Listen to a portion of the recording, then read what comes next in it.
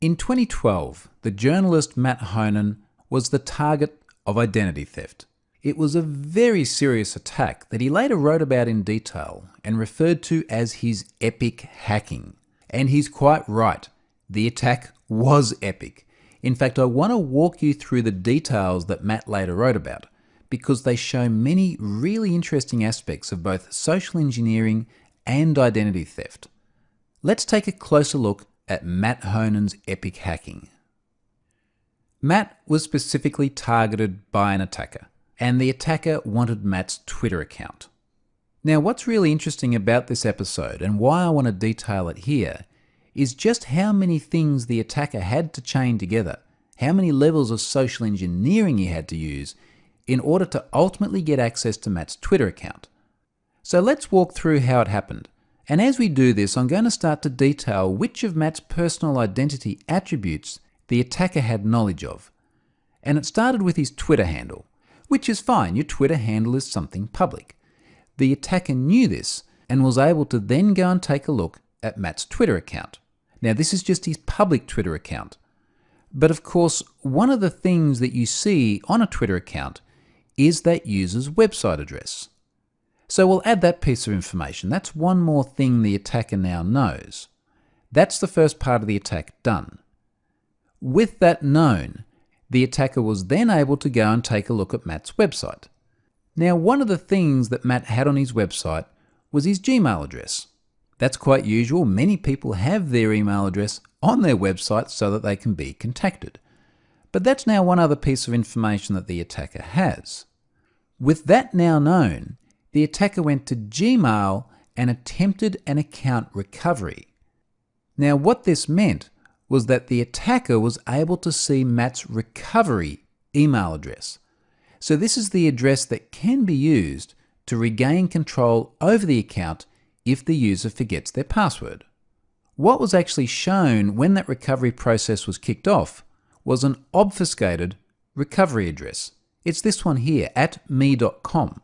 That's Apple's mail service. And whilst obfuscated, it's obviously pretty clear what the address is. It is Matt Honan's email address after all, and we know that the alias starts with M and ends with N. So it didn't take too many guesses for the attacker to figure out what that address really was. Now, not only does the attacker now know another one of Matt's email addresses, but he also knows that Matt has an Apple ID. That's what happens when you get a me.com address. You have an Apple ID. So that's another piece of very useful information that you'll see used shortly. The next thing the attacker did is ran a whois on Matt's website address. Now, one of the pieces of data that you can obtain from a whois search is the physical address of the registrant. That's assuming they haven't enabled privacy in order to hide their identity. Matt hadn't, so now the attacker has his home address as well. Add that to the list. By now, the attacker is starting to build up quite a bit of useful information about Matt. And much of this would fall into the OSINT category we talked about earlier on as well. Whois is a great resource for finding out information about a target.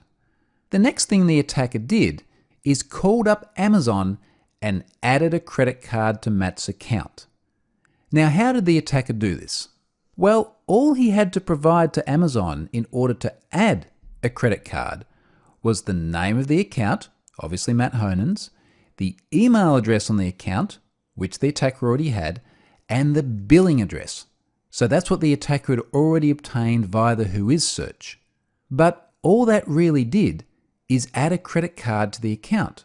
But what it meant was that the attacker now had another piece of information, the number of a card on Matt's Amazon account. So with that done, the attacker went away and came back later on and called up Amazon support and added an email address to Matt's account. Now, how did the attacker do this? Well, to add an email address to an Amazon account, all that Amazon required was a name, again Matt Honan, a billing address, which was from the whois record, and the value of a credit card on file.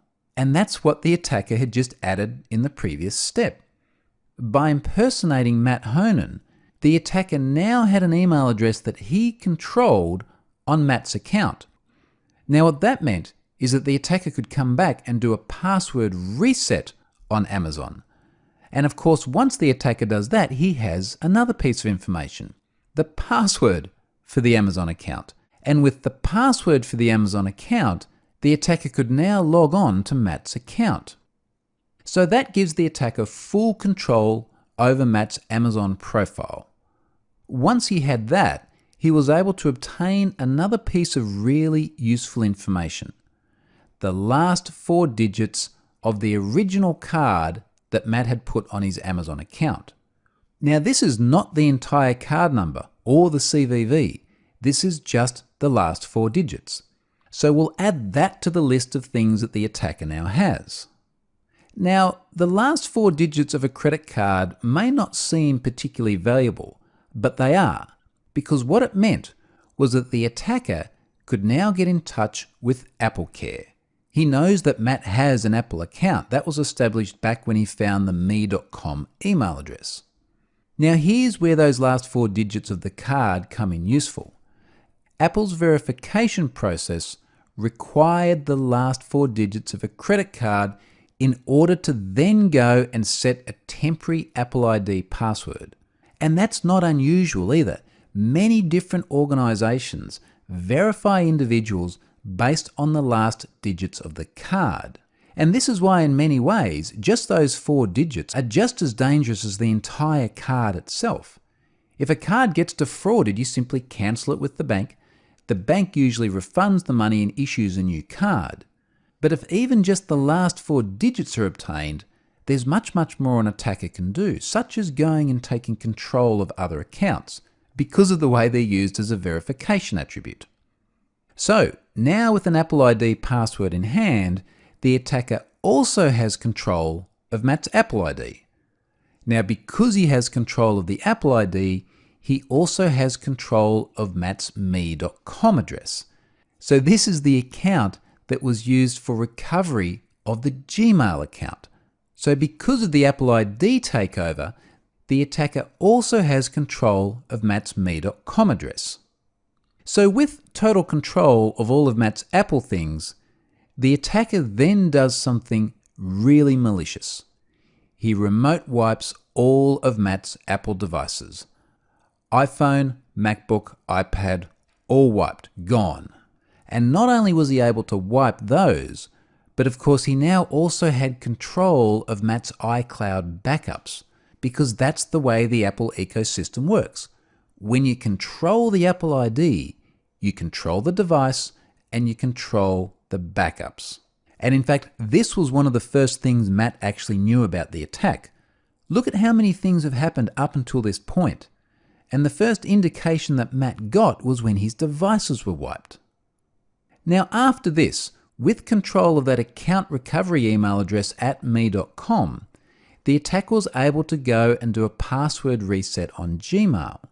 So now the attacker also has control of Matt's Gmail address, and Matt really used this as his primary email account. It's often said that someone's email account is effectively the skeleton key to all of their other accounts, because when you control email, you can go and do things like this. Password reset other accounts. How many times have you done a password reset and the only means of verification was an email sent to your registered address? If you can receive that and click on the link in that email, you can take control of the account.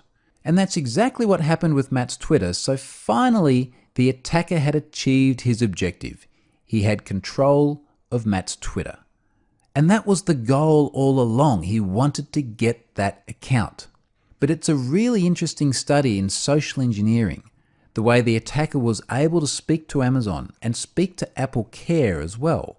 And he used those pieces of information that he was grabbing along the way to impersonate Matt and convince the operators to perform actions on his behalf that never should have happened. Now, of course, there are many things here that, by his own admission, Matt got wrong as well.